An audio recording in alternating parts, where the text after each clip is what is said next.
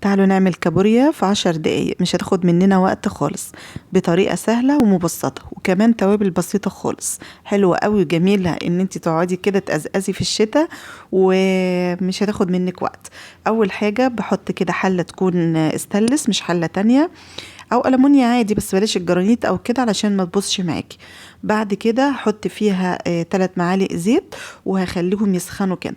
بعد كده هنزل عليهم بطماطمايه متقطعه مكعبات عشوائي يعني، وبصله برضو، وقرن شطه حراق، او لو مش عايزين الحراق حطي قرن فلفل عادي. كمان حطيت يجي 4 فصوص توم مقطعوهم دواير كده حلقات. بعد كده هحط شوية ملح وهحط شوية كمون، الأسماك بتحب الكمون أو السيفود عامة بيحب الكمون، وعليهم شوية بهارات سمك وبابريكا. شفتوا؟ هي دي بس كده كل البهارات وهي كل المكونات. دي بقى اختياري معلقة هريسة شطة من اللي هي الحراقة عشان تبقى حراقة وطعمها حلو كده. هقلبها بقى تاخد تشويحة كده. انتوا عارفين من قبل ما احط الكابوريا في الوقت ده كده كانت يعني ريحة الخضار وهو بيتشوح كده ريحته حلوة قوي. هشوحه بقى بالطريقة دي كده يا دوب مفيش يعني 3 دقايق، وهحط بقى هنزل بالكابوريا. الكابوريا الأول تكوني غسلاها كويس ونقعها عشان بيبقى فيها رمل، وفي حتة بتبقى تحت كده دي شيليها خالص ونضفي تحتها يعني شيليها أصلا. والكابوريا ام دراعات زرقاء طويلة دي بتبقى محملة لحم كتير، وتقريبا هي ديت الذكور يعني. انا بعرفها من كده بيبقى دراعاتها طويلة كده وزرقاء، فبتبقى ملحمة قوي يعني ما فيهاش بطروخ طبعا.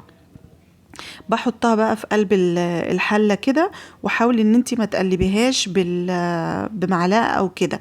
إيه لا إيه، يعني ايه، امسكي الحلة كلها ورجيها مرة واحدة كده، إيه علشان يعني الدراعات بتاعتها ما تتكسرش او ما تتبهدلش معاكي. حاولي بقى ان تقلبيها. بصي ابتدت تاخد لون برتقاني كده، بس هي طبعا لسه ما استوتش. هسيبها بقى كده وهغطي عليها شويه لحد ما هتبقى معاكي بلون برتقاني بالشكل ده.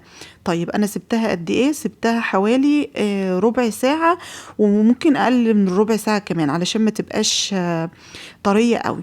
بصوا ده الصوص بتاعها اهوت، هي ما تحطيش فيها ميه، هي بتنزل ميتها والخضار بينزل ميته.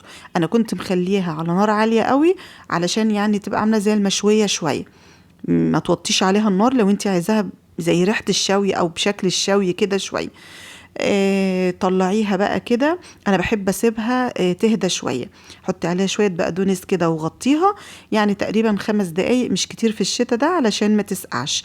اللحم بتاعها بيمسك في بعضه كده وبيبقى طعمها مسكر وجميل. سهلة قوي. ان عجبتكم ما تنسوش لايك وشير.